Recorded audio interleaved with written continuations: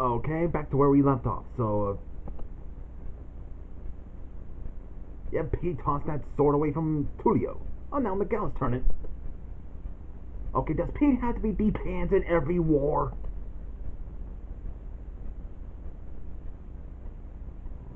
Looks like Gurgi's gonna save Stanley and... Oh, there's Gaston. Wait, is he gonna punch Gurgi? You better not. Well, even though he's a bit annoying, but... I just don't like animals getting beat up. Which I think he is. He's technically a sort of animal. Oh wait, he's punching Stanley right through the cave. No, punch people inside of the cave, like Gaston. Throw them in the air. Let me try this again. Nah, maybe somebody will make a better joke for that one. Oh, looks like Tag managed to free himself. Uh-oh. And looks like Sabura just saves Tack from Salute. Now there's girl power. Looks like these guys are coming to the rescue and get them out of their cells.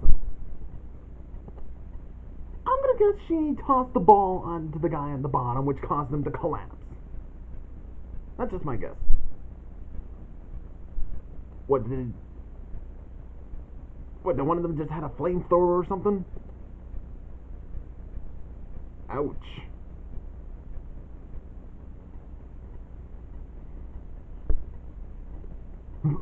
I can imagine that they all just didn't know that there was a jailbreak going on, and they just showed up like, okay, we got piles of treasure. Like, hey, what's going on, dudes? Oh, looks like there's a trap wall or something. Huh?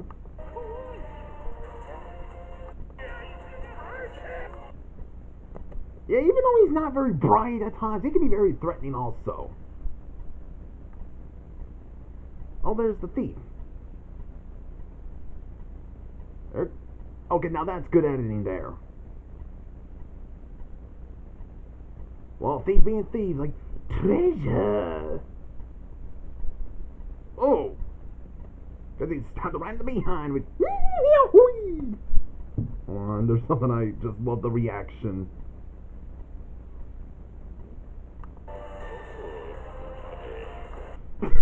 I love Pete's reaction when he spotted Esmeralda. Man, it's like everyone has the hots for Esmeralda, don't they? I mean, if you watch Hunchback of Notre Dame, there's only 3, so I guess... Let's just count the crowd. Well, say Frollo and Ramesses notice that there's a jailbreak. Alright, let's get in here. Yeah, now they're all free! They're gonna run over Frollo, huh? He's probably fine. Yeah, he's fine. And now for the interlude. Yeah, after the whole jailbreak, Quasimodo is now with Odette and her friends, and she's turning back into a human. So I guess in every pond or lake, she be back to normal, I guess. Not just one location. Well, Quasimodo just cannot believe her. Let me try this again. Quasi just can't believe his own eyes, so Odette tells him everything. But he does thank her and her friends for freeing him. Then we see...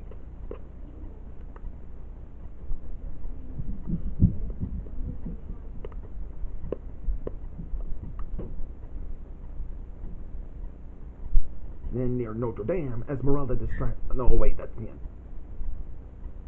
Elsewhere, Esmeralda and Shell explain to Tulio and Miguel, Tack, Pinocchio, and Jiminy Cricket that...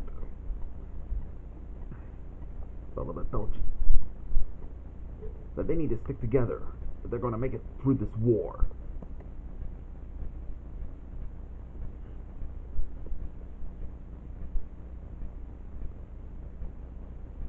But they're being stubborn. Yeah, they're being stubborn. Jiminy just talks some sense into them. You know, they probably feel embarrassed that they've been talked down by a cricket. Huh?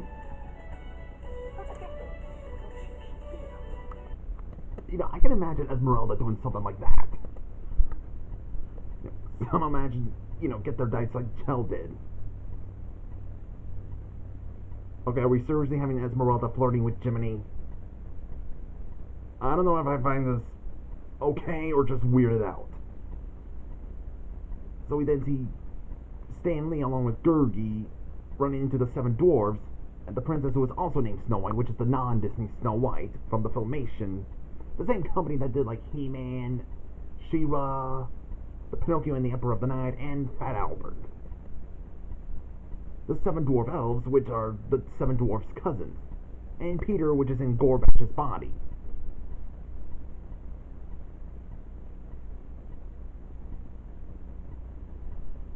And then we see Kenai and Koda run into Bambi, along with the rabbits who are still looking for a new home.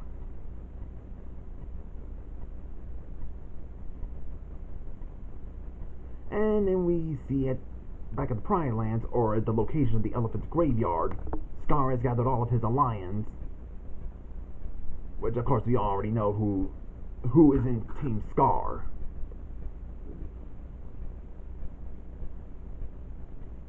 But these two are not. They just somehow got themselves into a wrong situation, and I noticed this is from The Lion King 1.5.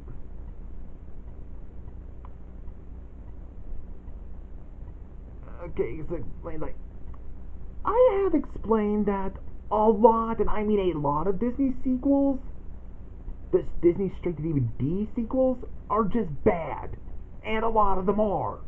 The only good ones that I do enjoy are Lion King 2 Simba's Pride, the Aladdin sequels, Return to Neverland, Bambi 2, Cinderella 3, and maybe Little Mermaid 2, but not much.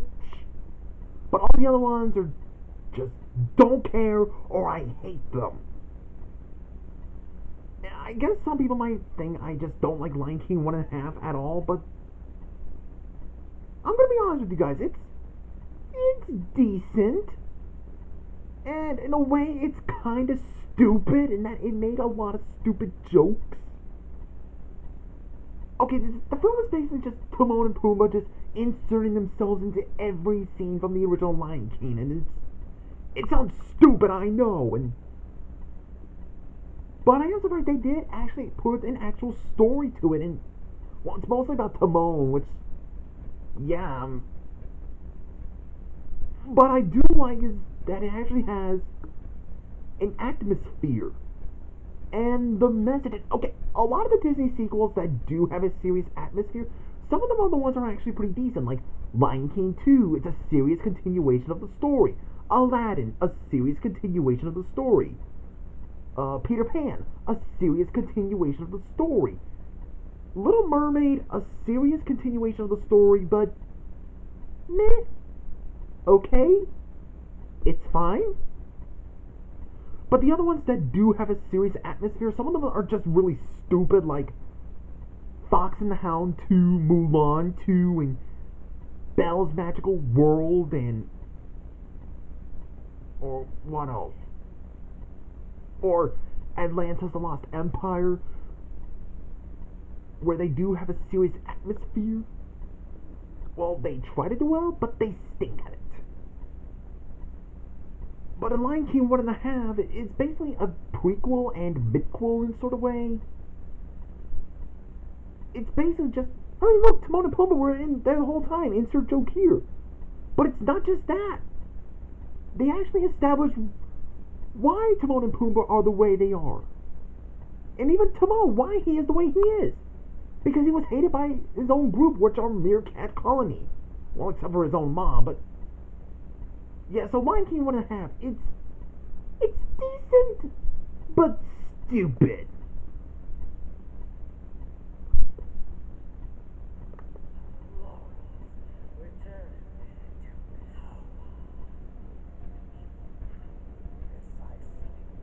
Does that mean we're getting a villain song? Yup. I do like their reaction. They're like, wait, what's going on? Says, when did it turn into a musical? I can't play the theme just in case. I don't want to get a copyright claim.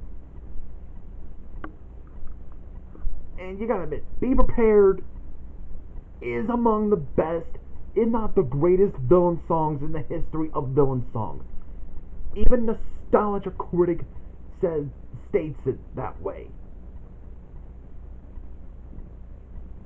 Even though Be Prepared was just mostly with Scar, it's mostly a way of telling the hyenas to be prepared for taking over the Pride Lands. Well, here it's just Scar singing Be Prepared by taking over the Pride Lands with all different kinds of evil animals. I mean, how could you make Scar, pinch the cheek of a giant prehistoric alligator? I know what it technically is, but it's basically how you would describe it. Yeah, it's definitely a disaster, so it's not just copying from Be Prepared. And actually, there is one issue. There is Zachary Baker. He did his own Heroes vs. Villains, not just a hand-drawn one, but it's literally, if you go to watch the clips from Manuel Lupito Humanes he did, we uploaded them. And the song that did not fit for Scar with the whole plan of taking over Pride Lands was In the Dark of the Night. That should be with someone else. But CK does it much better than Zachary Baker did by doing his own of CK's Heroes vs. Villains. If you guys have not seen it, well, that's a lot of heroes he's thinking about. Look it up. Heroes vs. Villains, RJ Vernal version, Manuel Lupito Humanes. Even though yeah, I'm not gonna go into the details about that guy, so let's just skip that topic. So just Google search, or YouTube search it. Aha, now we get to the big climax of the Be Prepared.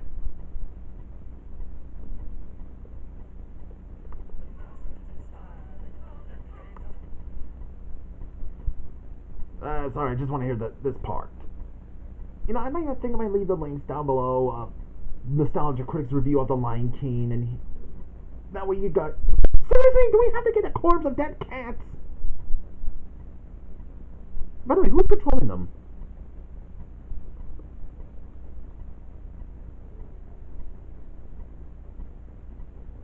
Yep. Definitely one of the best villain songs. Alright, that was Heroes vs. Villains, Round 9, Part 1. That was a pretty good first part of Round 9, so see you guys in the next video.